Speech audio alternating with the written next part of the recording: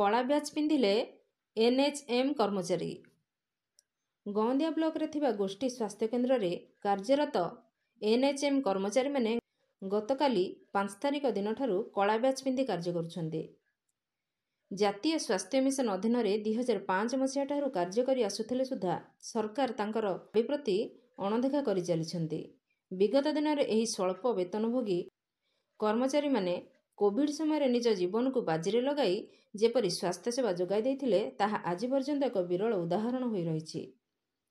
2 दफा दाबी संबलित दाबीपत्र उक्त श्रीरामचंद्रपुर गोष्ठी स्वास्थ्य केन्द्र रे जातीय स्वास्थ्य मिशन रे कार्यरत कर्मचारी बीपीएम रुद्रनारायण नाथ, बीएएम विष्णुप्रसाद साहू, बीडीएम मानस कुमार होता और एसटीएस सौम्यरंजन गुरु प्रमुख गोष्ठी स्वास्थ्य केन्द्र मुख्य चिकित्साधिकारी स्थितप्रज्ञ महांती को मुख्यमंत्री उद्देश्य रे प्रदान करिसेंती।